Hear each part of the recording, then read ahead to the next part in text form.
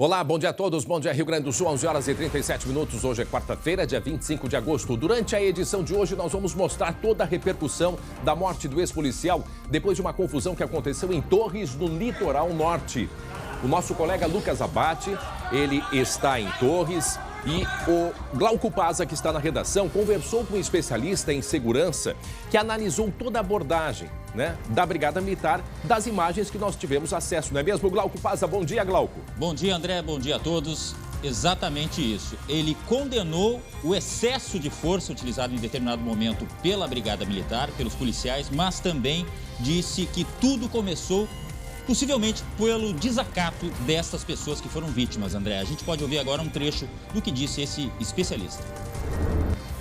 A operação ela já começou errada, já desde o início ela já teve aí um problema muito grave, onde houve realmente uma ação contrária das pessoas que estavam sendo abordadas. E no momento que a ordem policial, ela é desacatada, a partir daí eu entendo que as pessoas que desacatam a ordem policial, elas passam a assumir um risco que foi o que culminou esse evento aí, triste evento que nós identificamos aí, percebemos aí ao longo desse período, desses últimos dias, Por isso que tudo nesse momento, como disse muito bem o especialista, o que na verdade se precisa, não é mesmo, Glauco? É identificar. Houve, por exemplo, a pergunta que a gente faz, houve desacato? Nem eu e nem as autoridades ainda conseguem confirmar que houve o desacato. A informação que nós trouxemos ontem, através do competente colega, o Lucas Abate, não são esses irmãos que estavam na padaria, Isso depois foi noticiado mais adiante também por outros colegas. Não eram eles que estavam na padaria onde teria, em tese, começado a confusão. Agora, qual foi o nível de desacato? Isso precisa tudo ser investigado a partir de agora. E nós, durante o SBT Rio Grande de hoje, vamos explicar cada ponto do que está sendo investigado até este momento. 11 horas 39 minutos. O SBT Rio Grande, a sua companhia na hora do almoço, já está no ar.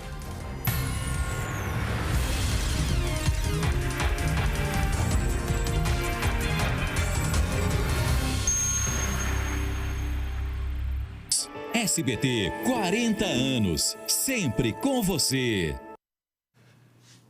Agosto, sempre alegre para nós aqui do SBT. E esse ano, o mês é ainda mais especial e marcante. Por quê? Porque nós completamos amanhã, dia 26, 40 anos. Na semana passada, dia 19, o SBT Nacional completou 40 anos. Uma semana depois foi inaugurado o SBT aqui no Rio Grande do Sul.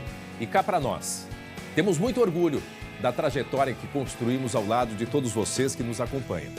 Para marcar esse aniversário, a gente preparou uma série de reportagens sobre a nossa emissora, que é, digamos assim, alegre por natureza.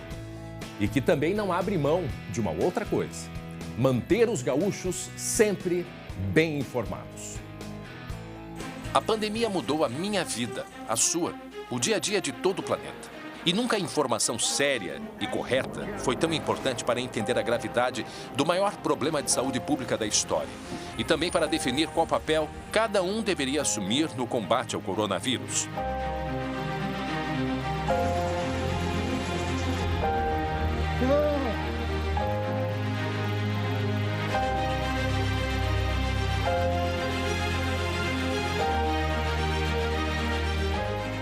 O SBT aqui no Rio Grande do Sul percebeu logo qual era a sua missão em um momento tão desafiador: retratar os fatos sem gerar pânico, esclarecer as pessoas e lutar pela vacinação de todos. 96 câmaras frias já estão preparadas para armazenar a Coronavac. Em tempos de fake news, a emissora fez o que mais sabe: espalhar a verdade para todos os rincões deste estado. Estar vacinado não significa estar livre de se infectar.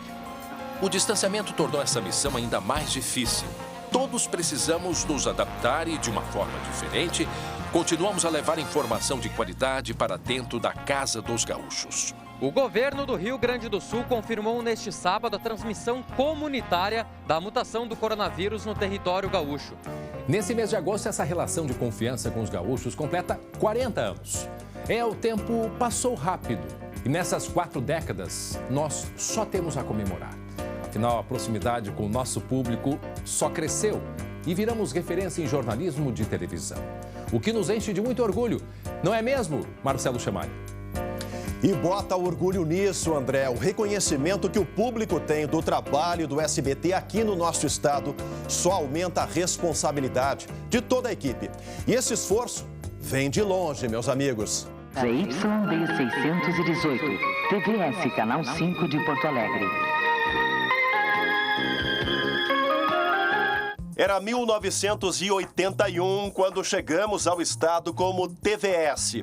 E logo a emissora passaria a se chamar SBT.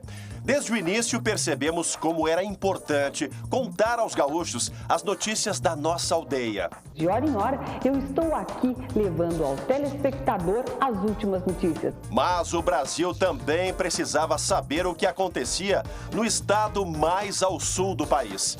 Desde 1988, os fatos mais importantes do Rio Grande do Sul têm espaço garantido no Noticiário Nacional do SBT. Uma massa de ar gelado fez a temperatura despencar no sul do país. O sol surgiu muito tímido e a temperatura continua muito baixa, faz 2 graus negativos e o vento está cada vez mais forte.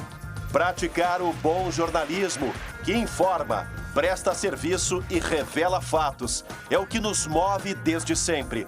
E o que já fizemos rendeu muitas premiações ao SBT, inclusive com a conquista do Prêmio ESSO, o mais importante do jornalismo brasileiro. Hoje estão aqui no Presídio Central de Porto Alegre 2.964 homens. 40 anos, 4 décadas de trabalho intenso e responsável para você não perder os detalhes de nada. Se é notícia, com certeza está aqui na tela do SBT. A gente adora deixar o público bem informado, mas também tem uma outra paixão: divertir os gaúchos com os nossos programas de entretenimento. É o que você acompanha na reportagem de amanhã. Voltaremos!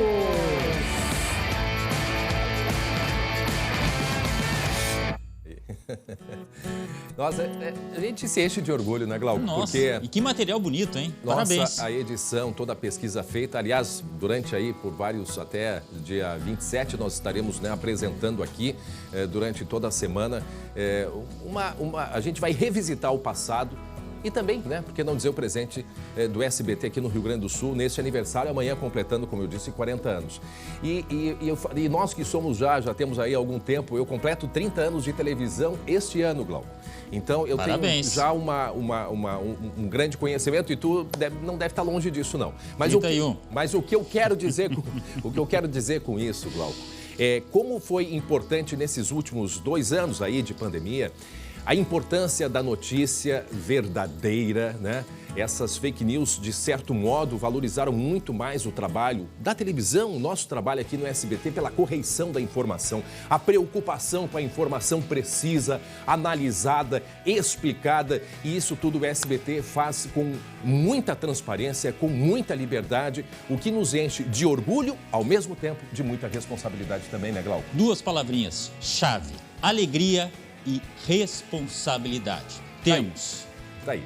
Muito bem. Tá, amanhã a gente vai ter mais uma reportagem especial para apresentar para todos vocês. 11h46. Atenção, gente. Você quer cuidar mais do seu sorriso? Preste atenção nesse recado especial que a doutora Luciana da Sorri Fácil tem para você.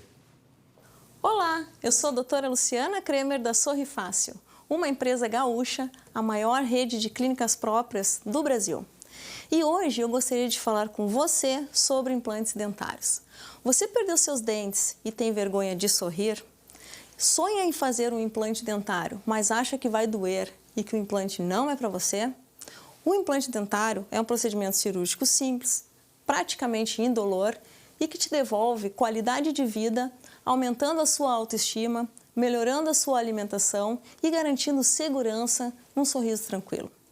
Não perca tempo, troque agora sua prótese móvel pelos implantes dentários. Agende a sua avaliação na clínica mais próxima de você. Ligue 0800 600 3130. 0800 600 3130. Ou busque por Sorri Fácil nas redes sociais. Sorri fácil, sorrir é uma conquista. É isso aí, obrigado, doutora Luciana. Gente, vamos ao vivo até Gramado. Chuva, muita chuva em todo o Rio Grande do Sul nesse momento. Aliás, desde a noite de ontem. Imagens ao vivo, 17 graus nesse momento, Lago Negro em Gramado, onde a chuva, olha, principalmente de hoje para amanhã vai chover muito na metade norte. Enquanto isso, chove muito na metade sul do estado. Para você ter uma ideia, já foram 59 milímetros em 24 horas. Isto é muita água para pouco tempo, entende? E por isso, em muitos locais, houve inundações. Essa imagem que nós estamos acompanhando, ontem, terça-feira, o Rio Grande do Sul foi o estado com maior quantidade de raios do Brasil. Essa imagem veio de Novo Hamburgo, no Vale dos Sinos, e muitas nuvens, cumulonimbus, que são aquelas nuvens em formato vertical. Então, raios, a gente percebia que eles iam de cima para baixo, né, em posição vertical. Nesse aí, no caso, mais horizontal, mas ao mesmo tempo assustador. O colega Guilherme Roquete está nesse momento no bairro Sarandi, zona norte de Porto Alegre, onde desde cedo muitos problemas por causa do arroio Sarandi na Avenida Sarandi. Olá, meu colega Guilherme Roquete, como é que está a situação nesse momento aí no bairro Sarandi, zona norte de Porto Alegre? Bom dia.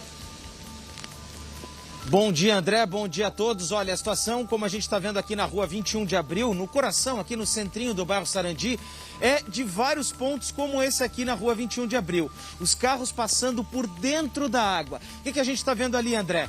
Uma boca de lobo que está aqui olhando na nossa esquerda da tela. Ela está completamente entupida, inclusive quebrada. E aí, com isso, olha só, a água se acumula por cima da calçada. É tanta água, depois que passar esse caminhão a gente vai ver, vem vindo um Gol ali atrás, olha só, que está terminando de atravessar o alagamento. Depois vem mais outro carro lá atrás. O que aconteceu? Essa situação de alagamento, de acúmulo de água, ele está aí desde cedo da manhã, André, porque foi tanta chuva durante a madrugada e também durante essa manhã, que essa situação do alagamento continuou. E aquela casa ali, ó, da esquina, o morador sequer tem como sair de casa, André. Olha só, 11 horas e 49 minutos. Para quem está chegando agora, imagens ao vivo, zona norte de Porto Alegre, bairro Sarandi. Esse é o arroio Sarandi. A prefeitura, o DEMAI, emitiu uma nota hoje de manhã dizendo que é uma região muito plana, ou seja, é o mesmo nível dos rios e por isso é um bairro que precisa e necessita de muitos investimentos para resolver esse problema do acúmulo de água. Sem falar do lixo que é jogado em vias públicas e que entope os encanamentos e que também ajuda neste resultado. Me chamou a atenção a quantidade de caminhões guincho que, pelo visto, já estão de prontidão para retirar os carros que não conseguem passar pelo alagamento, não é, Guilherme? É verdade, André, porque assim, nesse local aqui, até a gente passou com o nosso carro, quando a gente estava vindo para chegar aqui, onde estão vindo esses dois carros, mas alguns desistem. Olha lá, o outro atrás com o farol aceso, ó, ele desistiu, tá dando ré agora. Não sabe porque a gente não sabe se tem algum buraco, André. E essa que é a grande questão, né? A gente não sabe se tem algum buraco no chão, se a tubulação se rompeu. Mas não é, deixa eu só te dizer que não é só a quantidade de lixo. Assim, vem vindo agora, é um outro carro, André, não é o mesmo. O outro deu ré, esse aqui é o outro já. Olha só. Não é só a quantidade de lixo que está na boca de lobo que entope, é também pelo próprio sistema que está avariado, porque dentro da água ali eu consigo ver uma tampa de bueiro que ela está inclinada, está para fora da água.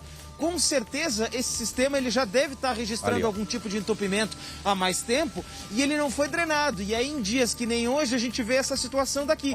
Ali atrás tem um prédio comercial. Exatamente, vai também um caminhão guincho ali. Ali atrás tem um prédio comercial em que os ocupantes eles têm que parar o carro em cima da calçada para poder chegar no prédio comercial.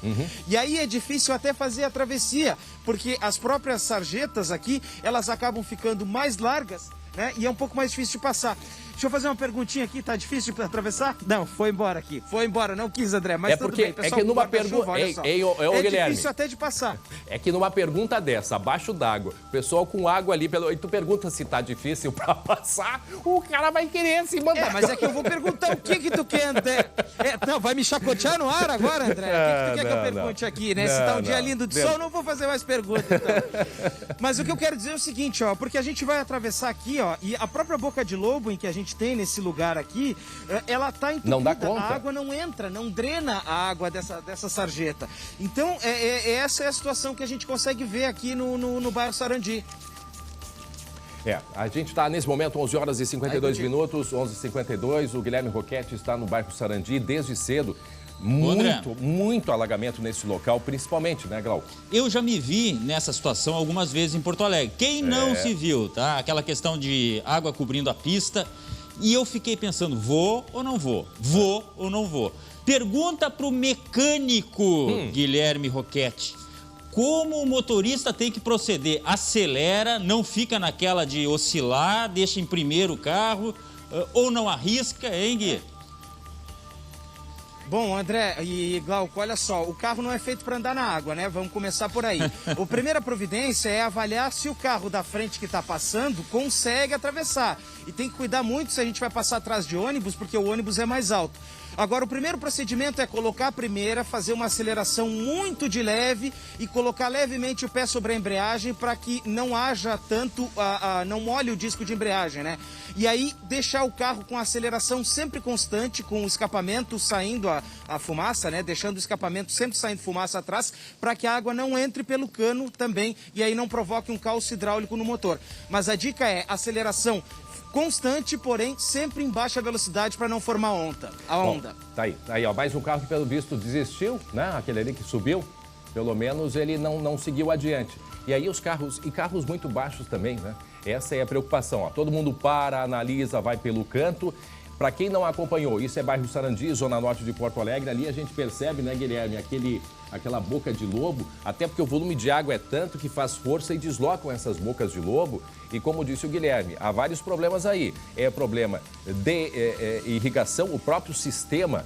Como disse o Demaio, diversas obras devem ser feitas nessa região do bairro Sarandi, porque ela tem um nível, praticamente o nível do mar. Então, ela recebe muita água de arroios, como o próprio arroio Sarandi. E aí a água se acumula, um problema para todo mundo. Olha aí a imagem da boca de lobo que foi deslocada provavelmente pela chuva. Há problema de lixo também, inclusive foi feita uma limpeza há poucos dias atrás pela quantidade de lixo que foi jogada pelos encanamentos. Então tá aí, feito o registro, nós teremos ainda esta quinta-feira chuvosa em todo o Rio Grande do Sul. Na imagem da direita, aquela imagem do Guilherme Roquette, é isso? Vindo aqui para a TV hoje cedo. Percebam que desde cedo, durante a noite inteira choveu e a água foi se acumulando muito. Olha aí, ó.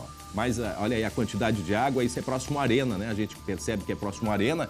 Aí na Avenida Mauá, aqui em Porto Alegre, ou seja, água por toda a cidade. Repetindo, metade sul do estado recebe muita água até o final de amanhã. Hoje é quarta, até amanhã, quinta-feira, a gente vai ter muita chuva aqui no Rio Grande do Sul e, inclusive, tempestades e ainda chance de temporal agora na metade norte do estado. Essa imagem de Novo Hamburgo impressiona pela quantidade de raios que tivemos ontem, terça-feira, aqui no Rio Grande do Sul. A capital com maior, aliás, o estado com maior número de raios de todo o Brasil. Ou seja, também é um cuidado a mais que todos temos que ter. Agora, faltando 5 para o meio-dia, coloca a sirene. Preso, traficante, 22 anos. Sabe qual é a quantidade de drogas que ele carregava? 0,5 tonelada de maconha. A Polícia Rodoviária Federal abordou um jovem em Eldorado do Sul. Como é que entrou isso tudo para dentro deste carro aí? Conta pra gente, Glauco. Olha, André, este carro aí pode ser chamado também de coração de mãe. Sempre tem lugar para mais uma coisinha, mais algo a mais, né? Porque, olha, é até difícil acreditar. É muita droga, quase 0,5 tonelada. Fez uma parede de maconha. Isso, como você falou, aconteceu em Eldorado do Sul. A Polícia Rodoviária tinha informação através da inteligência de que um veículo transportava drogas e fez essa abordagem. Chama a atenção, né? Um jovem, 22 anos apenas, ele foi abordado e tentou fugir, viu, André? Ele tentou fugir por dentro da cidade de Eldorado do Sul, mas não conseguiu. Acabou sendo capturado pelos policiais. Olha só, o carro tinha placas clonadas. Barbaridade. E este condutor, como a gente falou, de 22 anos, ele é de Nova Hartz. Ele informou que pegou esse veículo já carregado em Novo Hamburgo e levaria para o Uruguai. Eu disse levaria, porque acabou não conseguindo e foi preso. Ele, inclusive, já tem antecedentes por roubo, André. Muito bem, 11h56, está aí as imagens. 0,5 tonelada de drogas dentro deste carro. Esta foi uma apreensão que aconteceu aonde, Glauco? Eldorado do Sul, BR-290, durante a abordagem da Polícia Rodoviária Federal. Mais uma vez, como é importante aquele serviço, né, de inteligência, porque os policiais já tinham a informação de um veículo transportando drogas, agora se surpreenderam com esta quantidade aí. A gente às vezes até não faz ideia do trabalho da Polícia Rodoviária Federal, o Policial Rodoviário Federal, que a gente pensa que cuida exclusivamente da movimentação de veículos, respeitando ou não as leis de trânsito, mas também tem essa função. E percebam que nos últimos tempos, eu acho que se a gente somar o último ano aí, a maior quantidade de apreensões, ela está sendo feita nesse momento, principalmente no momento de pandemia. Então percebam aí a ação da Polícia Rodoviária Federal em acompanhar, receber uma informação, desconfiar também e aí fazer a apreensão. Neste caso, que a abordagem sabemos que é muito perigosa. Agora, pelo amor de Deus, 22 anos... meia tonelada de droga, uma vida pela frente, para se dedicar, sim, ao trabalho, né, à seriedade, mas não. Acham que o mundo do crime é o mundo mais fácil, ganha dinheiro mais fácil. Tá aí, 22 anos, já tendo que responder aí por esse caso. Ele que veio da onde? Ele é de Nova Hartz, aqui no Vale do Sino. Pegou o veículo em Novo Hamburgo, já carregado. E outro número que impressiona, isso conforme a polícia daria para cerca de 1 milhão de cigarros de maconha.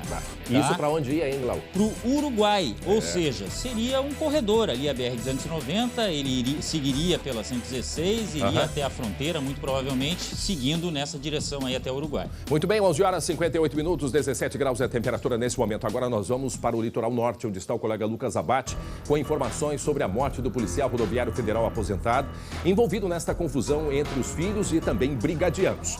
Vamos até lá porque segue a investigação e quem tem os detalhes é ele, Lucas Abate. Bom dia, Lucas. Bom dia, André, Glauco, a todos que nos acompanham. São duas investigações que estão em andamento aqui no litoral norte. Uma delas referente à questão da abordagem em si, a resistência da prisão e as agressões que aconteceram ali, que foram gravadas pelas imagens. E uma segunda investigação que é sobre a atitude dos policiais, que resultaram na morte do policial rodoviário federal aposentado, Fábio Zortea. E sobre esse caso, André, informação mais recente que a gente tem por parte da investigação é de que 5 policiais militares são investigados.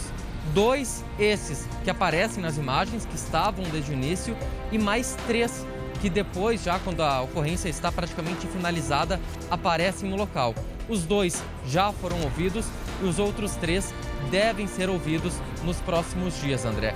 Como ontem mesmo, o secretário de Segurança, vice-governador também, Ranolfo Vieira Júnior, avaliou como uma abordagem que fugia das técnicas mais adequadas, é o entendimento que se tem também por parte da Polícia Civil. Claro, tem todo um contexto a ser investigado, mas, segundo disse o subchefe da Polícia Civil, o delegado Fábio Mota Lopes, a gente pode ouvir agora o que eles dizem sobre o que já foi apurado até o momento. É muito prematuro a gente chegar a qualquer conclusão nesse momento em que nós temos uma investigação que está ainda numa fase inicial, mas para tranquilizar a população, a Polícia Civil não está apurando tão somente a conduta dos 2 indivíduos, filhos do policial rodoviário federal aposentado que foi morto, não só, como eu estava dizendo, a conduta deles, mas também o comportamento dos policiais militares que participaram da ocorrência. É claro que as imagens que já foram amplamente divulgadas pela imprensa demonstram sim alguns erros técnicos e nós como policiais também sabemos que algumas técnicas que são ensinadas pelas academias não foram empregadas naquela abordagem, mas como eu disse, é um fato que ainda está sob investigação. Muito bem, meio-dia e 1 minuto. Meio-dia e 1 minuto, nós estamos falando sobre o caso deste policial rodoviário federal que morreu durante uma abordagem aos filhos dele que aconteceu na madrugada de domingo para segunda-feira em Torres, litoral norte. Bom, o que é importante a gente deixar muito claro, né? O que nós fazemos e temos feito nesse momento é avaliar o que nós temos de imagens. É claro que a polícia tem outras informações, né? Nem vamos fazer essa comparação. A polícia tem depoimentos, a polícia tem diversos relatos, não é mesmo, Lucas? E vai montando, então, todo o cenário.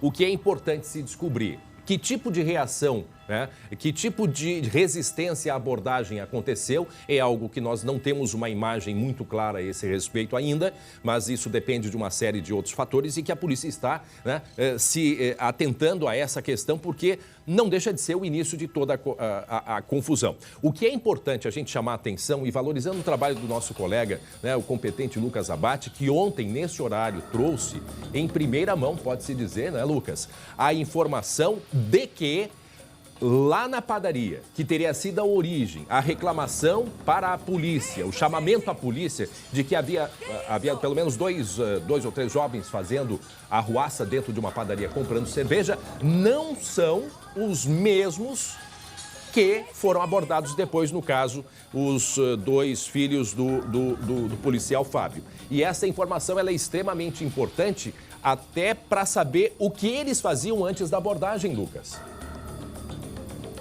E até, André, essa questão da padaria que a gente trouxe a informação ontem aqui durante o SBT Rio Grande, é muito claro que não era eles.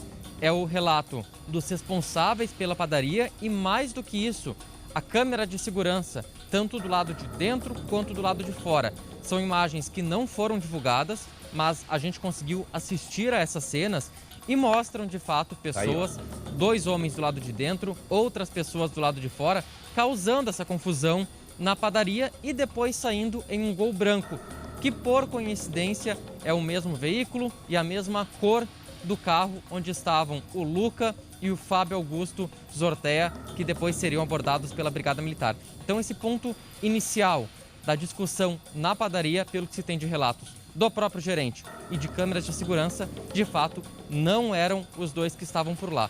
Agora, André, a gente tem mais um trecho do delegado, subchefe Fábio Mota Lopes, que ele fala sobre o andamento da investigação e o que é que dá para projetar daqui para frente.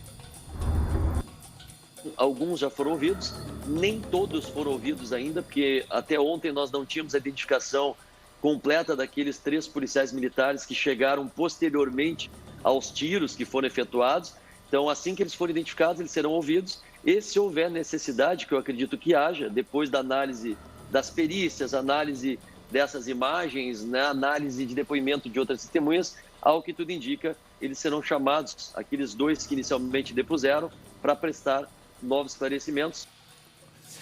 Bom, 12h e 4 minutos, nós estamos aqui conversando com o colega Lucas Abate, que está no Litoral Norte. A gente percebe um carro, uma viatura da Polícia Rodoviária Federal. Não sei se tem a ver com este caso aí, depois o Lucas pode explicar para a gente. O que nós estamos acompanhando e nós tentamos aqui no SBT fazer traduzir o que a imagem mostra para a gente. Afinal de contas, são várias imagens, câmeras que mostram toda esta ação que aconteceu em frente a um prédio em Torres. Olha aí, ó. Para aí a imagem um pouquinho, gente, só para mostrar. Eu tô mostrando o que a imagem está revelando, tá? Agora, se foi errado, se foi certo, se foi isso, não sei, isso é a polícia que vai investigar. Esse senhor aqui é o seu Fábio, ele que morreu, o policial aposentado. Coloca mais fechadinho, dá pra gente fechar. Tá aqui ele na imagem, ó. Está aqui ele, já estamos ajustando.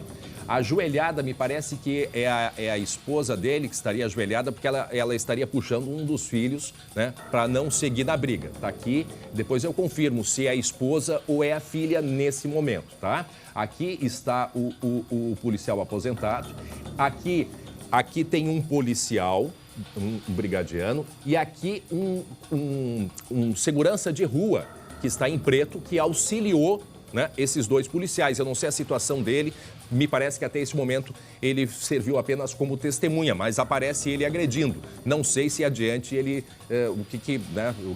qual foi a participação dele em todo esse processo, isso só a investigação.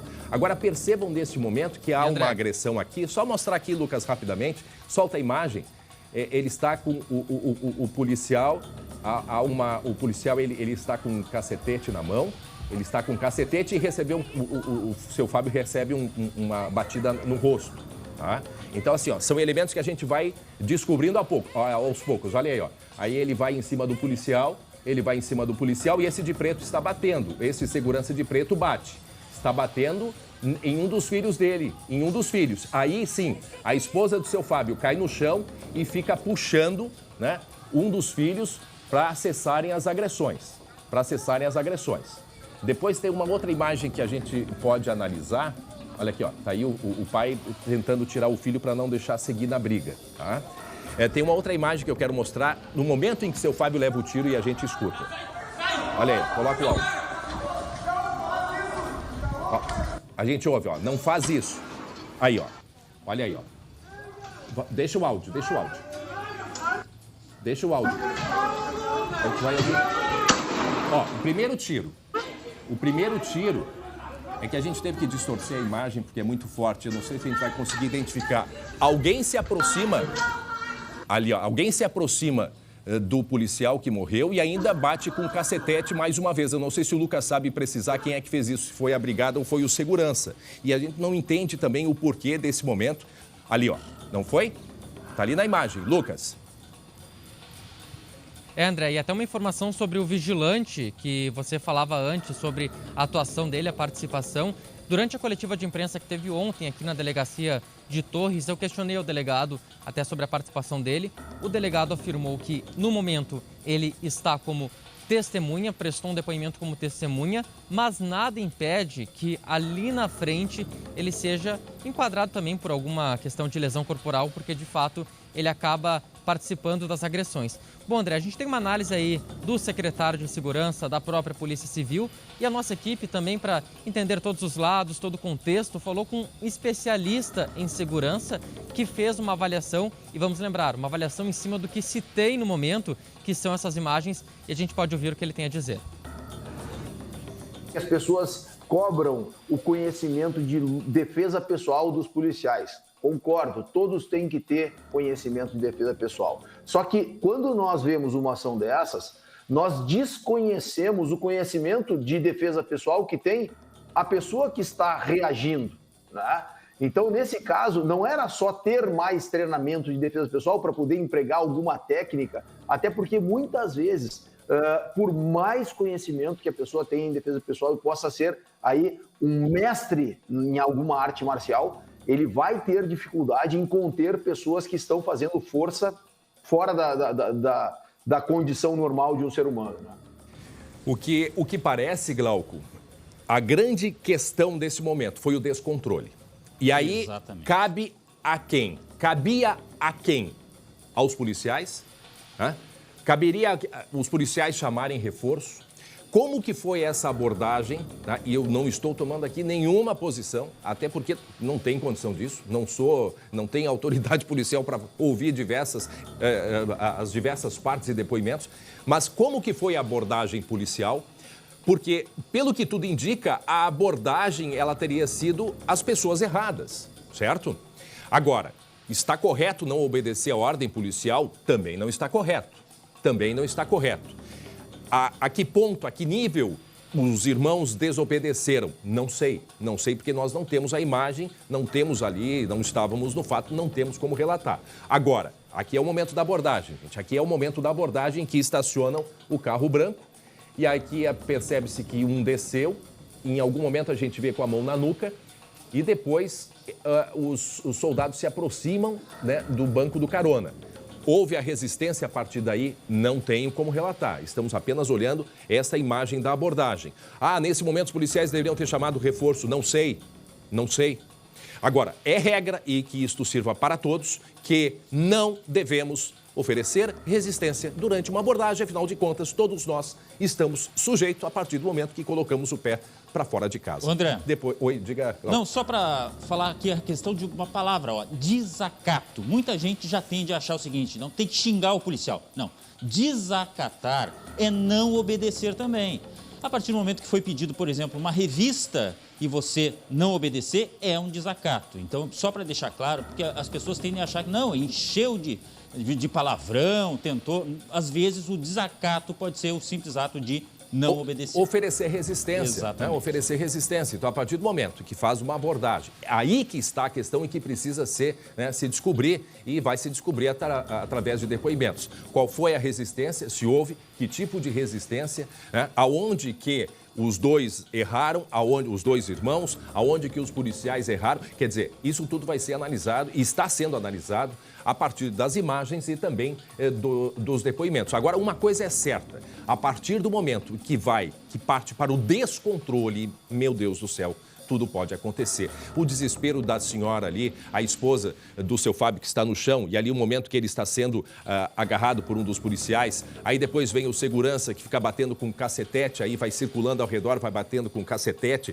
o desespero porque assim, para quem não acompanhou e não entendeu, eram 2 irmãos que foram abordados na frente do prédio onde moravam, estavam chegando com o carro. Aí desceu, por causa dos gritos, desceu o pai dele, que é o que morreu, o seu Fábio, policial aposentado da Polícia Rodoviária. Desceu também a irmã desses 2 homens e a mãe deles. Então, a família inteira, gente, a família inteira entrando ali em luta corporal, as mulheres e também o seu Fábio, né, puxando os filhos para não entrarem na briga. E houve uma confusão que a imagem mostra aí, é um horror de fato que aconteceu. E agora, como dissemos, segue a investigação, vão surgindo novas informações. Daqui a pouco a gente volta ao vivo de Torres trazendo mais detalhes. 12:02 e atenção, uma imagem impressionante. Um cofre foi roubado de um supermercado no interior do estado. Que é isso, Glauco? Isso aconteceu em Arroio do Tigre, um município pequeno, André, no interior, lá na região lá de Santa Cruz. Não sei se você conhece. Opa. O fato é o seguinte, esses homens aí que aparecem nas imagens, eles foram até uma empresa de monitoramento e pegaram um carro e foram para uma metalúrgica. Bom, surpresa, lá eles não encontraram dinheiro no cofre. Mas pensa que eles desistiram? Eles saíram de novo e foram até um supermercado. Aí sim, conseguiram pegar o cofre, colocar no carro, o carro ficou rebaixadinho, tal o peso deste cofre aí. A Brigada Militar foi atrás e conseguiu localizar o vigilante do estabelecimento e o cofre. Surpresa, não tinha dinheiro dentro do cofre. Se deram mal, olha o esforço. O peso. Não, mas isso aí, um cofre desses pesa o quê? Uns 300 quilos só de ferro. Hein? Fora deve ter, sei lá, por dentro, é um caixa forte, né? Agora, corrigiu uma informação. Tinha dinheiro, mas eles não conseguiram pegar. Claro, cofre sem dinheiro não ia 2 vezes na mesma noite, ia ser demais também, né? Mas um cofre não tinha dinheiro. O outro tinha, mas eles não conseguiram pegar. Ou seja, se deram mal nas 2 oportunidades. O vigilante, como eu disse, ficou com as mãos amarradas, mas foi encontrado, passa bem. E, olha, isso muita audácia. Isso aonde, Glauco? Arroio do Tigre. Arroio do Tigre, que fica ali na região de Santa Cruz, né? Pertinho de Aliás, de Santa Cruz tem uma imagem que nós vamos mostrar daqui a pouco, aquela do salão de beleza. Ainda não? A gente ainda está analisando, ainda estamos, mas parece, tá com o VAR. Parece que vem lá da região, mas depois a gente fala a respeito disso. Daí a imagem, narra pra gente o que aconteceu, Glauco. Esses ladrões aí pegaram o carro, foram até uma metalúrgica para pegar um cofre, só que lá o cofre estava vazio. Aí que eu acabei me confundindo. Aí eles foram no supermercado e conseguiram, aí sim, pegar um cofre com dinheiro. Não entendi. Eles foram primeiro na metalúrgica. E aí o cofre não tinha dinheiro. Ou seja, eles conseguiram abrir o cofre, só que não tinha grana. Por algum motivo. Aí eles foram para outro local. Eles pensaram o seguinte, bom, a nossa missão hoje é conseguir dinheiro, então nós vamos em outro local. Foram até um supermercado que tinha cofre, que tinha dinheiro. Eles botaram o cofre dentro do carro, mas não conseguiram abrir esse carro. E levaram ainda, mas deixaram o vigilante com as mãos amarradas. Eles saíram, como dá para ver aí, com o carro e o cofre, carro baixinho ali, o golzinho, o gol, né? O golzinho tava assim, ó. Jesus, o que é que eles botaram nesse carro aqui? Porque eu não consigo nem andar, Imagina o peso de um cofre, que não era pequeno, não fechou a tampa do porta-malas, né? Eu não sei como é que o pneu não estourou, hein? Agora, que sofrimento, e não conseguiram pegar um pila, como diria no interior. E ainda deixaram o vigilante com as mãos amarradas. A Brigada Militar, como eu disse, conseguiu ir atrás para pegar esses elementos aí, mas a informação que a gente tem, é que pelo menos o vigilante está bem e o dinheiro eles não conseguiram pegar nada de dentro desse cofre ainda. E o cofre deve ter voltado pro mercado, correto? Tinha que pegar eles e fazer eles trazerem o cofre. Isso que eu ia dizer. Era o mínimo que tinha. Antes de ser preso, eles têm que pegar o cofre nas costas e botar, né, no lugar da onde tiraram. Afinal de contas, os dois, né, pegaram e puxaram, né? Não, eu vou te dizer, é muito amadorismo. Mas são 3 aí, né? Mas são 3? São 3 que a gente observa, né? Nessa imagem. Agora, sabe-se lá se não tem mais gente envolvida, né? Pode ser. E aí eles pegando, para quem tá chegando agora, Glauco Pazza contando essa história aí do roubo de um cofre. Olha só, 2h49, 2h50 da madrugada. Isso 21 de agosto. Primeiro esse grupo tentou levar o cofre de uma metalúrgica. Tava vazio. Aí eu te pergunto, eles já conheciam, sabiam onde estava o cofre, sabiam se tinha cofre? Ah, eu acredito que sim, estudo, eles fizeram ali o básico, eles fizeram. Agora, roubar um cofre e não saber como abrir ou ter muita dificuldade, isso aí era para prever, né? Aí eles não conseguiram, abriram o cofre lá na metalúrgica? Sim, lá estava vazio. Lá estava vazio. E aí eles pegaram esse outro aí. Agora, não se sabe aqui, não há informação também se foi a brigada que precipitou uma fuga deles e eles não conseguiram abrir o cofre por não ter dado tempo ou se eles não conseguiram por imperícia mesmo, tá? O fato é que o dinheiro que tinha dentro do cofre ficou lá. E a polícia ainda está atrás desses larápios aí. Olha, vamos decifrar o que estava escrito, porque pode ser que seja uma empresa de segurança, essa aí, não sei. Me deu a impressão que era um carro até que peguei. Eles pegaram de uma empresa de monitoramento. Ah, né? Foi isso mesmo? Isso. O que está escrito ali, mano. Eu ia dizer Carburgo, mas isso não tem nada a ver. Mas é uma empresa de segurança, né? Caras de pau, deve ser. É a empresa deles, dos ladrões. Carrinho, não sei. Então já é o carro já roubado também. Isso. Eles fizeram o serviço completo, só não pegaram o dinheiro. E aí um carro de segurança circulando, eles achavam que não iam chamar a atenção, mas a câmera é estrategicamente posicionada, né, Glauco? Exatamente. E dá para saber, né? Uma cidade como Arroio do Tigre, se for de lá o pessoal, também tem isso. De repente não é de lá, né? Muito bem. Por falar em casos, o alerta ligado, né? O alerta ligado ali. Não deu para ver se estavam de máscara, né? O alerta... Manter o protocolo. O alerta ligado. Tipo assim, estamos aqui fazendo um serviço, somos da empresa de segurança, né? Aquela coisa toda, aquela encenação. Estamos só levando um cofre, né? Hein? Só levando um cofre. Na verdade, ele está muito sozinho, a gente vai levar ele para passear. Sim, às 12h50 da manhã. Olha, vou te dizer uma coisa, viu? Vou te contar uma coisa. Gente, olha só, meio-dia e 18 minutos, nós estamos de aniversário. Mais precisamente amanhã, nós, o SBT Rio Grande do Sul, completa 40 anos. Lembrando que no dia 19 foi o SBT Nacional. Nós estamos aí há 4 décadas de informação ao lado de todos vocês que nos acompanham. Hoje, quem nos parabeniza é a chefe de polícia aqui no Rio Grande do Sul, delegada Nadine Anflor. Em nome da Polícia Civil do Estado do Rio Grande do Sul, quero cumprimentar o SBT, a todos os profissionais, homens e mulheres, que fazem acontecer nesta empresa, agradecer a parceria por levarem, comunicarem todos os dias à sociedade o trabalho que é desenvolvido na nossa instituição.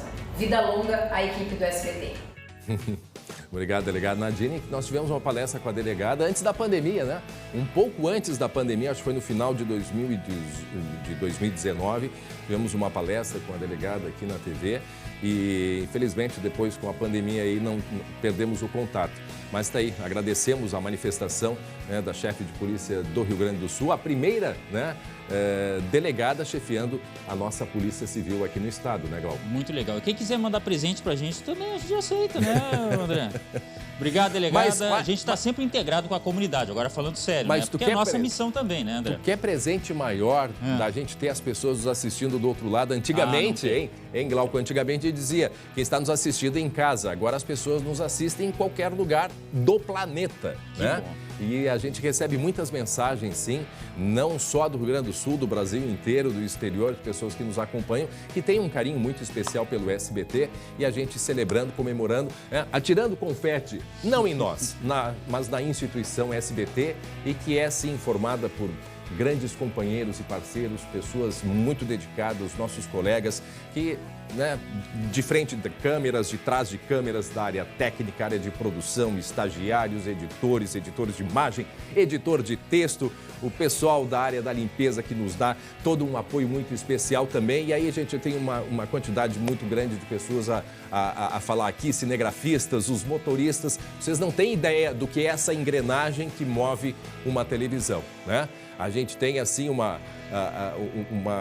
é muito incrível isso, porque a TV no ar ali parece pouca gente, mas por trás há uma grande equipe muito preocupada, exatamente, muito preocupada para que a gente consiga entregar um produto, né, de qualidade, porque essa é a nossa prioridade, um produto de qualidade, a informação precisa, analisada, esse é o nosso objetivo. correto? Verdade. Às vezes dá uns cabelinhos brancos ali, né? Para uns e outros, não é o meu caso. Mas isso é, né, Mas Glau? é bom. E uns começam a ficar brancos, aí depois escurecem rapidamente também, né, nesse processo. Eu vi lá dentro. Gente, olha só, meio-dia 21 minutos, choveu 59 milímetros em 24 horas aqui no Rio Grande do Sul. Ah, tá, André, mas o que tu quer dizer com isso? Eu quero dizer que esta quantidade, ela é quase que a quantidade de um mês inteiro, né?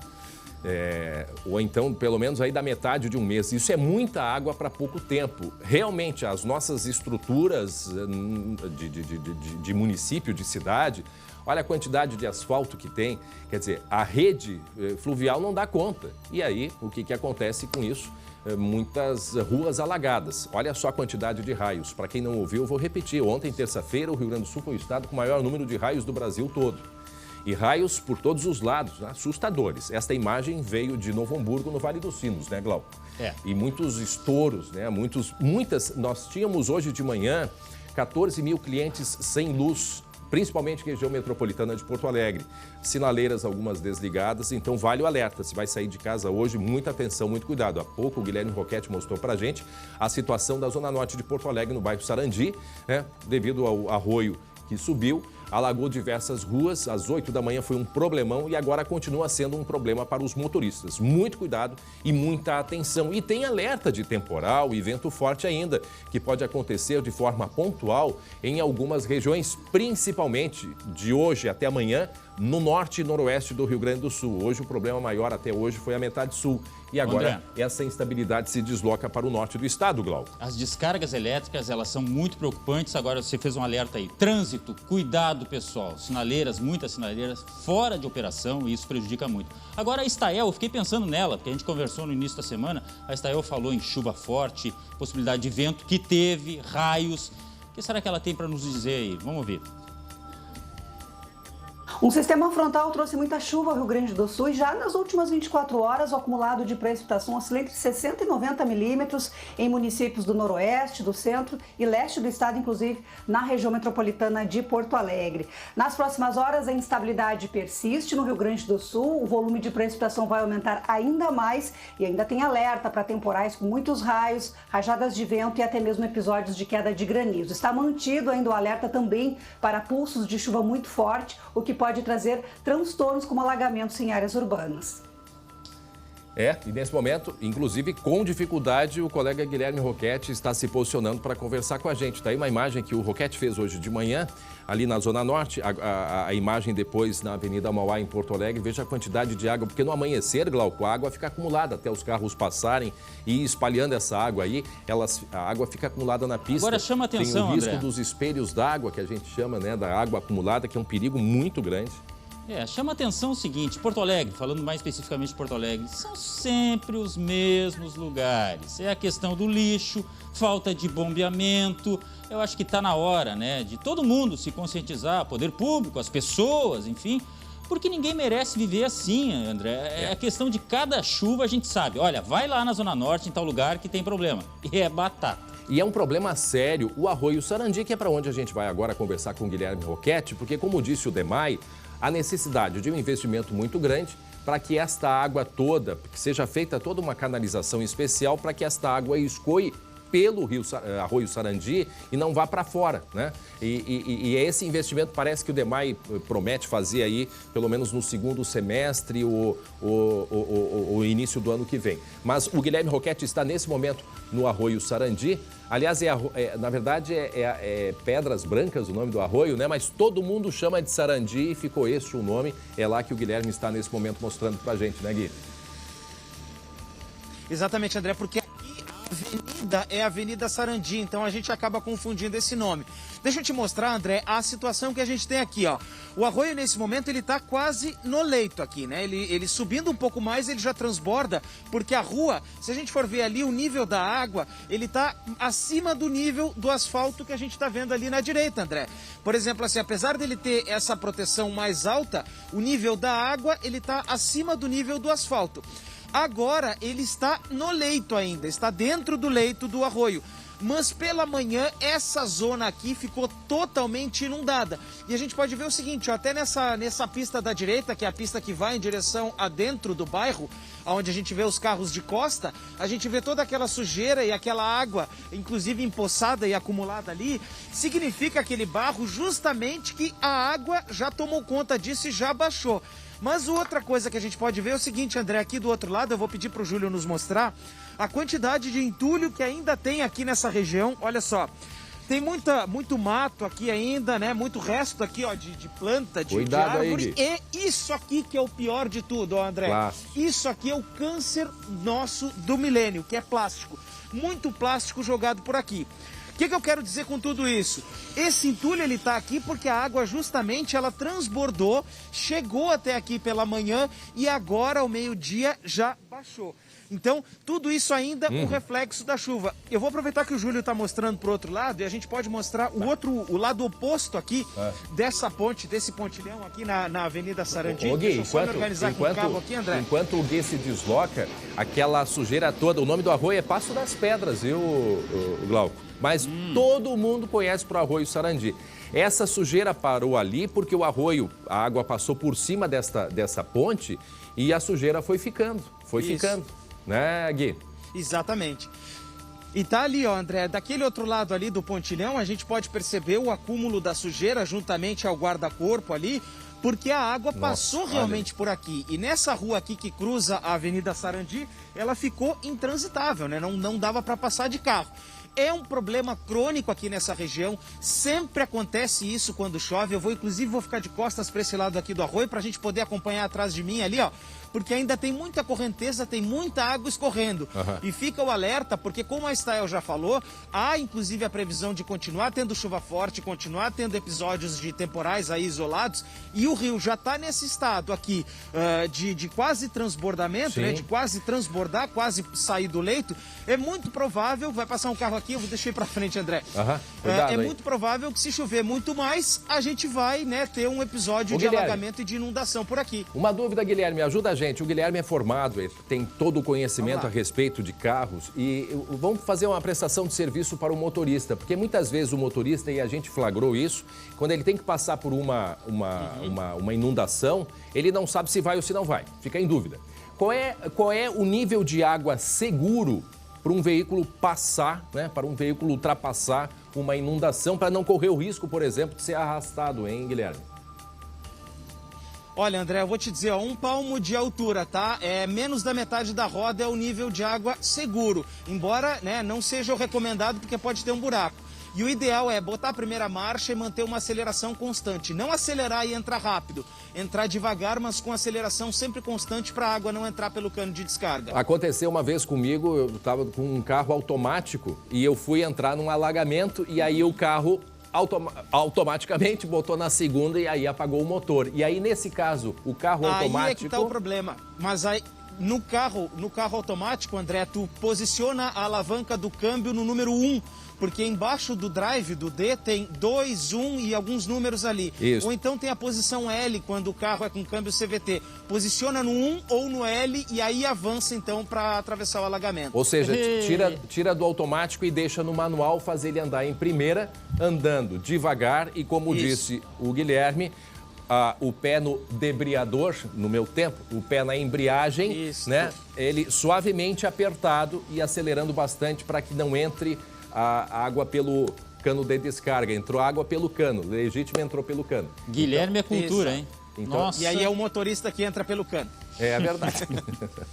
E, aliás, esse é um dia que a gente vai encontrar muitas calotas por aí, porque é impressionante. E placas as também. Placas e calotas de carro, placa principalmente, como caem quando pega uma inundação assim, né, Guilherme?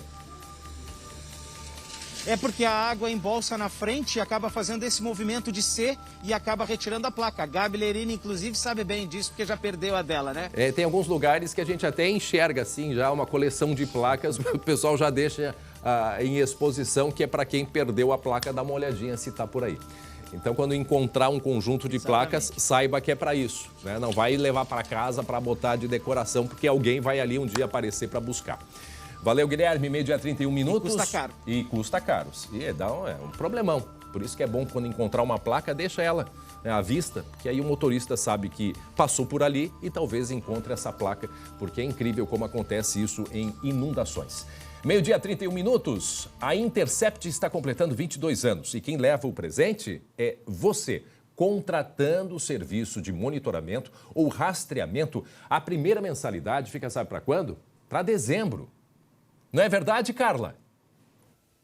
A Intercept está há 22 anos no mercado, protegendo o que é seu e prezando pelo seu patrimônio. Agora você já pensou em poder monitorar a sua casa, o seu comércio ou a sua empresa, de onde você estiver, através do aplicativo de monitoramento Intercept? E a Intercept tem novidade, gente, o Smart Alarme, onde a instalação é muito rápida e em até 3 horas o seu monitoramento está pronto e o seu patrimônio estará protegido. E nós temos também rastreamento de veículos, sistema de bloqueio e localização para carros, motos, caminhões e até grandes frotas. Atenção, para os 10 primeiros que ligarem agora, o kit Smart vai sair por R$ 99,90, sem taxa de instalação. E é claro, primeira mensalidade só em dezembro, então envie um WhatsApp agora, 99-580-8338, 99-580-8338. Muito bem, nós voltamos agora a Torres, porque a gente quer saber, meio-dia 32 minutos, voltamos a Torres a respeito deste caso envolvendo a morte do policial rodoviário federal aposentado. O colega Lucas Abate está lá e traz informações sobre o posicionamento da própria Polícia Rodoviária Federal, porque chama a atenção uma viatura da Polícia Rodoviária Federal nesse momento junto ao prédio da Polícia Civil, não é mesmo, Lucas? Isso, André, e desde cedo essa viatura está por aqui. A gente tem a informação até que a Polícia Rodoviária Federal, até de forma... a corporação em si se colocou à disposição de acompanhar esses trabalhos, ajudar também na elucidação do caso. E ontem, até durante o velório, logo após o sepultamento, na verdade, do policial Fábio Zortea, a gente conversou com o superintendente da corporação aqui no Rio Grande do Sul. Entre os pontos, claro, questionados, ele falou manifestou tristeza pela corporação, desejou solidariedade aos familiares, mas é claro, a gente não podia deixar de perguntar sobre a avaliação dele com relação à abordagem. O que ele entendeu sobre a abordagem, sobre os vídeos que circulam. E a resposta dele a gente pode ouvir agora. Como eu disse, né, todas essas circunstâncias vão ser esmiuçadas e detalhadas dentro do próprio inquérito policial militar, quanto do inquérito da Polícia Civil. Confiamos em ambas as instituições, em ambas as investigações, mas sim, é uma abordagem que ela fugiu da normalidade, né? A gente vê ali uma postura bastante agressiva por parte dos policiais militares ali na ocasião da abordagem, né? Pelo menos é o que os vídeos demonstram, e a gente então está, vamos evitar aí qualquer tipo de juízo de valor nesse momento, antes que todas as circunstâncias sejam efetivamente levantadas e apuradas, né? Mas de fato não foi uma abordagem dentro da normalidade. Está aí o posicionamento da instituição, né? O superintendente da Polícia Rodoviária Federal no Estado, o inspetor Reichach, falando exatamente isso. Quer dizer, a investigação está em curso, mas para a posição dele e por isso a Polícia Rodoviária Federal, né, está acompanhando atentamente o caso, houve um excesso. E isso não é o André, não é o Lucas, não é o Glauco que estamos falando. É uma autoridade policial, uma autoridade que representa esta tão importante instituição que é a Polícia Rodoviária Federal. Sempre deixando muito claro, qualquer situação que se fale a respeito da ação dos brigadianos, estamos falando da ação destes brigadianos, não estamos generalizando. Agora, se falta, o que faltou naquele momento? Porque são profissionais de longa data, não são novatos. O que nem poderia acontecer, já que um novato, quando vai para a rua, tem todo o treinamento necessário. Agora, são profissionais experientes, esses brigadianos, esses soldados. Então, o que aconteceu? Por que aconteceu? Somente a investigação. Mas a posição da Polícia Rodoviária Federal, lamentando, logicamente, a morte do ex-companheiro, é de que houve excesso na atuação deles, Lucas. Isso, André, até como disse o superintendente, não foi uma abordagem normal e a gente sabe até que os policiais rodoviários federais têm esse conhecimento também, é parte da rotina deles. E agora vamos lembrar também, André, que essa não é uma avaliação apenas da PRF, mas também do próprio secretário de Segurança, delegado Ranolfo Vieira Júnior, que também é vice-governador do estado, avaliou que não foi a abordagem mais correta. A própria Polícia Civil também considera essa situação e certamente é um elemento que vai ser levado em consideração durante esse trabalho de investigação. Mas é claro, tem todo um contexto antes e até mesmo depois que precisa ser analisado, André, porque os vídeos, e isso é o que diz a própria investigação, aqui na delegacia mesmo de Torres foi dito, os vídeos mostram um trecho, uma parte. O que veio antes é tão importante quanto, e isso, claro, não tem registro de imagem e só vai ser elucidado a partir de depoimento. André, diga, Glauco. Não, só mais sobre o que eu falei com o subchefe de polícia do estado hoje pela manhã, essas imagens que o Lucas mencionou, inclusive, que não foram divulgadas. A polícia aposta muito no que dizem essas imagens, mas, fundamentalmente, é muita gente envolvida. Ô André, você estava falando aí, ó, são os 2 filhos do policial, o policial que infelizmente foi vítima fatal, a esposa, a filha, nós temos 2 policiais militares no começo, mais 3 depois, tem um segurança, é muita gente. E esses depoimentos, essas testemunhas oculares daquele fato ali, vão acrescentar em muito, principalmente incongruências.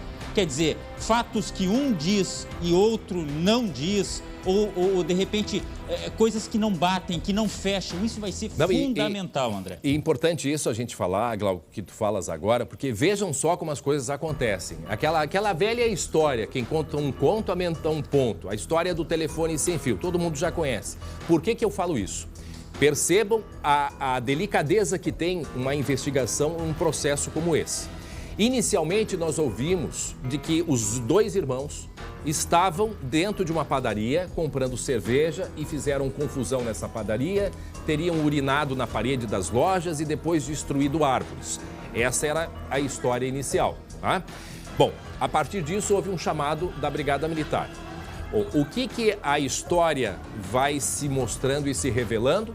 Que esta confusão feita dentro de uma padaria não eram os 2 irmãos. Eles estavam em uma outra situação que ainda não foi esclarecida, mas aquilo que nós ouvimos, eles estariam recolhendo um pouco antes, talvez, galhos de árvores, que eles eram, já era a tradição da família plantar árvores em Torres, estariam cortando, enfim, esta situação não está muito clara o que eles estavam fazendo. O que me chamou a atenção e as imagens, olha aí, ó, olha aí esse momento, olha esse momento. Será que houve, Glauco, tentativa de retirar a arma dos policiais? É isso que a gente escuta, é isso que se ouve, mas não tem como comprovar, não tem como a gente ver. O que a gente percebe aqui, nessa imagem só, para aí, olha aí. Aqui, ó. Nesse momento aqui, ó, a pergunta, não sei, isso vai ser avaliado, tá? Vai ser avaliado. Perceba ali, para ali a imagem. A gente vê, por exemplo, o seu Fábio, que é o que morreu, ele tentando puxar o filho, tá? Nesse momento, tá? Isso é uma pergunta aqui que eu jogo no ar. Vejam como a coisa perde o controle, como nada se entende e só vira uma briga só. A gente vê esse homem tentando puxar o filho. E aí ele fica indignado em determinado momento quando ele recebe um cacetete e corta o rosto. Solta a imagem. Não é esse momento ainda. Deixa acompanhando. Aí é o filho que estava apanhando. Ó, o pai pedindo para o filho parar. Tem um outro momento. Vamos ver qual é o momento agora que o Fábio, ele é agredido. Ainda não é esse momento. A gente mostrou há pouco. Aí, ó. Aí, essa imagem aí. Ali, ó. Deixa aí. Não, ainda também não é esse momento. Eu quero mostrar o momento em que ele se vira para o policial e aí ele recebe uma cacetada, o cacetete na cabeça e tem um corte. E tem um corte grande. Eu quero que vocês percebam essa imagem, porque talvez ali teria sido um dos momentos. Aí, ó. Aí, foi esse ali. Volta ali, por favor. Tá aqui, ó. Coloca o áudio aí, vamos ouvir. Aí, ó. Não bate nele. Não bate nele, é muito rápido. Peraí, ó, volta ali. Ele diz, eu sou policial também. É hora que ele diz que é policial, se apresenta. Volta ali, por favor. Não faz isso! Eu sou polícia também! Eu sou polícia também. Não façam isso. Não façam isso, eu sou polícia também. É a hora que ele se apresenta como policial rodoviário aposentado. Então percebam, e aí tem aquele momento em que ele se dirige para o policial e recebe... A gente mostrou agora há pouquinho. Ó, agora, ó, coloca o áudio. Não faz isso! É rápido, sim. É. Eu sou polícia também! Eu sou polícia também. Não Ele pedindo para não bater. Gente, é um pouquinho antes, a gente mostrou essa imagem, mas ficou claro. A hora que ele se dirige para o policial, mas ele não me pareceu em forma de ataque, e que ele recebe o cacetete na cabeça. Ele recebe a agressão na cabeça. Como eu disse, são elementos que a gente vai retirando, né? Ó. Não bate em mim. É a hora que ele se dirige e também estava ali alterado, e a hora que ele recebe a batida na cabeça. Gente, isso tudo precisa ser muito bem esclarecido. Como eu disse, nós estamos aqui pincelando as imagens que a gente tem à disposição e tentando compreender isso. E agora, é apenas um inquérito policial e da própria Brigada Militar que vai, então, apontar, afinal de contas, de quem é a responsabilidade, quem serão responsabilizados por essa confusão toda que aconteceu. E sempre a gente diz, uma abordagem policial, isso serve para todos nós. A partir do momento que ele põe o pé para fora de casa, ela deve ser obedecida. Foi esse caso, não temos condições de avaliar. Isto vai ser avaliado pelas autoridades. 12h e 42 minutos, e atenção, um casal de criminosos foi preso com 3 quilos de cocaína dentro de um comportamento oculto do carro. São 3 quilos, é isso? 3 quilos? 3 quilos de cocaína. Ó, cocaína. Para cocaína, isso é uma quantidade grande. Agora onde é que eles colocaram isso, gente? Hein? Aonde, Glauco? Olha, sempre tem um cantinho, a gente já viu a oficina preparando. Neste caso aí, é logo ali atrás do motor, por sobre o painel praticamente aí, dentro do veículo na parte da frente. Isso aconteceu ali na BR-470, em Bento Gonçalves, durante uma abordagem da Polícia Rodoviária. O casal que estava neste carro aí se mostrou bastante nervoso e não deu outra, né? Os policiais aí começaram a fazer a fiscalização, aquele famoso pente fino, e os 2 ocupantes confessaram que estavam levando a cocaína para a cidade deles, que é Giruá.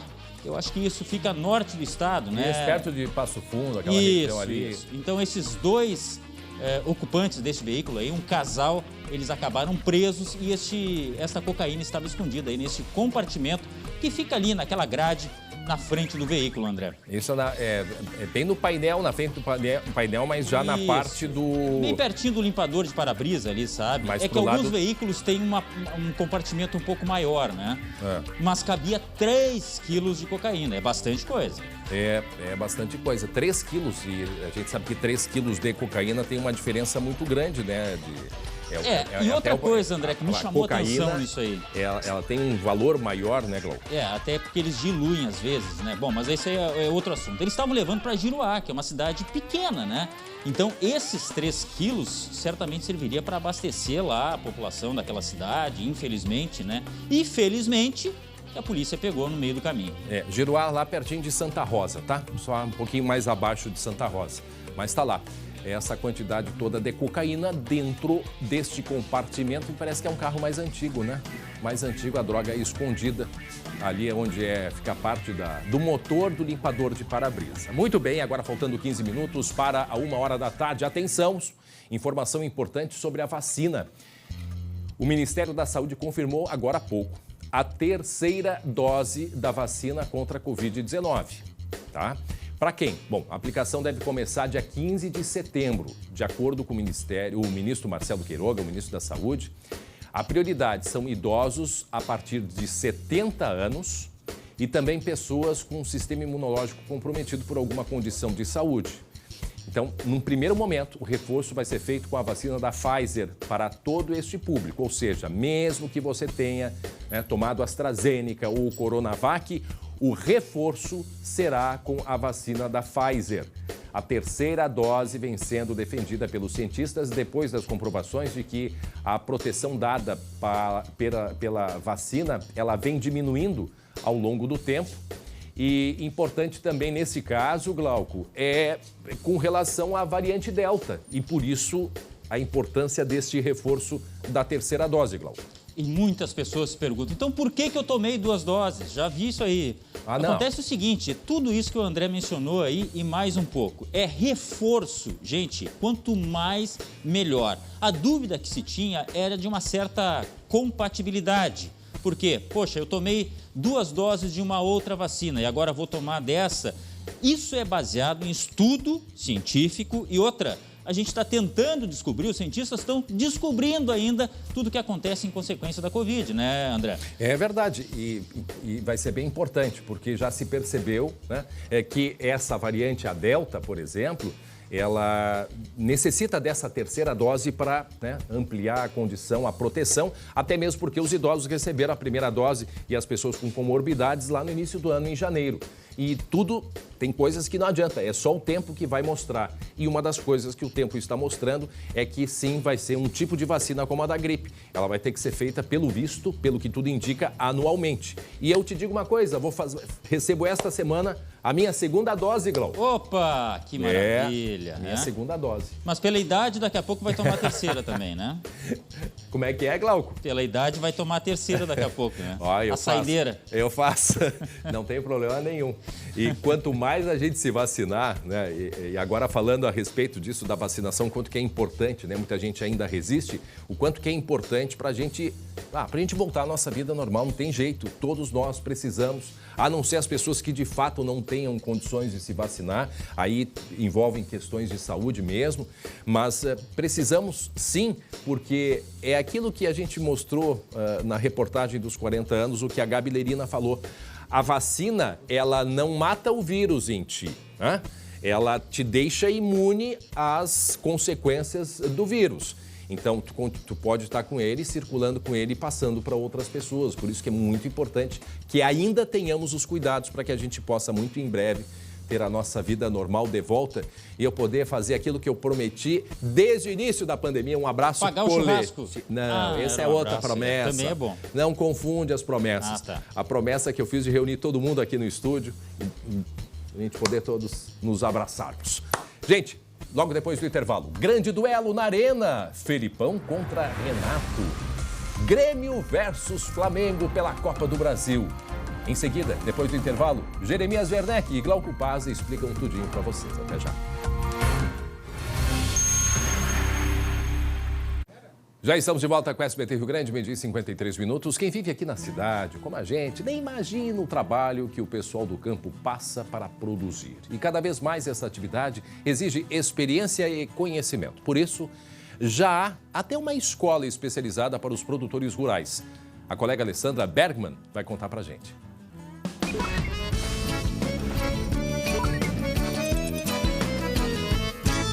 Trabalhar na atividade do campo não é mais para amadores, até porque são essas pessoas que colocam a comida na mesa do brasileiro. E é para isso que elas têm que estar sempre atualizadas, sempre ligadas nas novidades e contar com bons técnicos para que isso aconteça. E para isso tem uma escola de produtores rurais, o Serviço Nacional de Aprendizagem Rural. Tem uma equipe de instrutores técnicos capacitados para auxiliar os produtores rurais com cursos e com assistência técnica por meio do programa ATEG. Esse programa é todo diferenciado, os técnicos fazem uma assistência técnica por até 2 anos com o produtor, ensinam ele a fazer diagnóstico, fazer planejamento estratégico e ainda sugerem treinamentos necessários. Como participar? Faz um pré-cadastro no site do Senar, senar-rs.com.br/ATEG. Em seguida, os técnicos desta Escola da Família Rural vão estar entrando em contato com vocês. Qual é o resultado desta qualificação? Mais qualidade em produtos que consumimos, mais sustentabilidade no meio ambiente e mais famílias rurais melhorando o seu negócio rural e a sua qualidade de vida.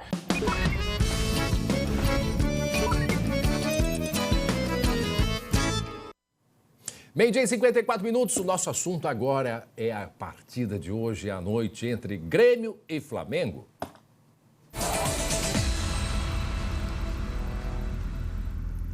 Hoje é dia de Grêmio e Flamengo, hoje é dia de Felipão contra Renato Portaluppi. Que confronto, hein? Jeremias Werneck entra em campo e Glauco Paza. Que jogo, Glauco!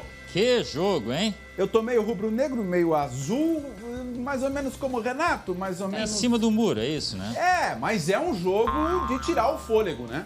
É um mata-mata, tudo bem, o Grêmio tá pensando muito no Campeonato Brasileiro, mas é o reencontro com o Renato. E eu tava pensando... que esses caras são enormes na história do Grêmio, né, Glauco? Nossa senhora! Rapaz, eu, na minha cabeça, Renato ainda é maior. E na cabeça do Jeremias? Não sei, vamos ver a matéria.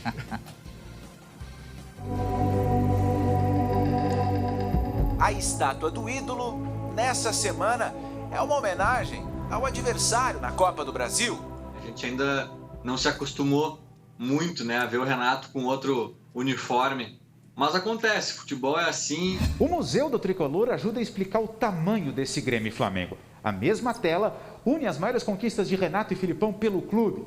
Mas na quarta-feira, o filme vai ser diferente. Esperamos recebê-lo de braços abertos, porque aqui é sua casa também. Realmente é um sentimento estranho, porque eu me criei dentro do clube. Até uns 3, 4 meses atrás eu estive lá durante quase 5 anos. Então, o torcedor sabe que eu tenho um carinho muito grande por eles. Os títulos ajudam a entender a grandeza de Filipão e Renato. Cada um deles ganhou 7 taças pelo Grêmio. 1/4 de todas as conquistas da história do clube passou pelas mãos dessa dupla. E se nem eles sabem bem o que dizer, imagina o torcedor. Talvez se fosse no estádio ia ser mais complicado, ia ser um sentimento meio dolorido, é complicado. O Renato é difícil, mas o Renato é nosso. É esse o sentimento do Grêmio. O Renato é nosso, o Filipão é nosso. Então vai ser um jogo completamente diferente. O Flamengo, sem dúvidas, é um dos melhores elencos do Brasil, né? Isso assusta. E do outro lado, ver um ídolo nunca é bom, né? Sem dúvidas, o Filipão também é um dos maiores treinadores da história do Grêmio, né? Além de ídolo também, acho que o Filipão é entre os maiores treinadores da nossa história. Então, eu ia dizer, um pouquinho mais de tranquilidade para segurar essa onda. Agora pensa no gremista que tem o Renato com ele o dia todo, na perna. O Renato é o meu maior ídolo pessoal e não me arrependo, muito pelo contrário. Faria de novo, faria outra. Espero fazer mais uma, vamos ver quando ele voltar. E eu desejo muita sorte para o Renato, mas não hoje. Agora é nosso adversário. O Filipão é o cara da motivação, é o cara que traz o espírito guerreiro. E é nesse momento que a gente está precisando, e nesse momento é time Filipão, é time Filipão, vamos com tudo. Grêmio e Flamengo, Filipão contra Renato. Um jogo para ver sem piscar. Tá, e aí? Me responde. Mas o Renato é enorme. O Renato foi campeão da Libertadores e do mundo jogando bola. Responde, para de enrolar. O Renato é maior. Tem estátua. O Renato tem estátua, né? O André tá lembrando aqui, tem uma Jeremias, estátua. Eu tava no Olímpico uma vez que o Fluminense veio jogar com o Grêmio e o Renato saiu do reservado do Fluminense, né? Que era do outro lado ainda, no antigo Olímpico. Atravessou o campo, a torcida aplaudiu o tempo inteiro. Ele era adversário. Imagina, depois ele tirou o Grêmio da fila, ganhou Libertadores, ganhou estátua. O cara é um monstro. E aí fica a frase que o Lucas Von falou na matéria. Ainda bem que o Grêmio tem o Filipão, né? Porque enfrentar o Renato tem que ter uma figura. O Filipão foi multicampeão nos anos 90. O Filipão forjou, fez se formar uma geração de gremistas naquele jeito dele, assim, não, é na garra, contra tudo e contra todos, né? Também é uma figura enorme no Grêmio, né? Sem dúvida. E outra, tá agora socorrendo, digamos assim, o tricolor, né? Bom, e o Filipão gosta de um mata-mata. Ele não vai abrir mão desse jogo não, viu, Glauco? E que time reserva que você falou que ia estar em campo? Não tá, olha a escalação aí. Filipão levou todo mundo, rapaz. Filipão gosta de um mata-mata. A escalação do Grêmio é completinha. Chapecó no gol, aliás, o Chapecó é o novo titular do Grêmio, tá? O Breno voltou das Olimpíadas, vai ficar no banco. Wanderson, Rodrigues, porque o Jeromel ainda não tá 100%. Kahneman, Rafinha na esquerda. Thiago Santos, Vilha Sante, Lucas Silva, Douglas Costa, Alisson e Borja. E aí, Glauco? É o time que tem, Jeromel infelizmente ainda está sentindo, não está 100%, E o Campas já está até no bid, né? Quem sabe para o jogo da volta, seria isso? Não, ele está relacionado, ele está no banco de reserva. Ah, é? Daqui a pouco pode fazer uma estreia, já imaginou? O Grêmio está se reforçando, está fazendo aquilo que pode para sair dessa zona maldita do brasileiro. Né? E Campas, que a gente não ia botar sonora do reforço do Grêmio aqui, né? Vamos ouvir aí o Hamilton Leandro Campas falando como jogador do Grêmio. Presta atenção.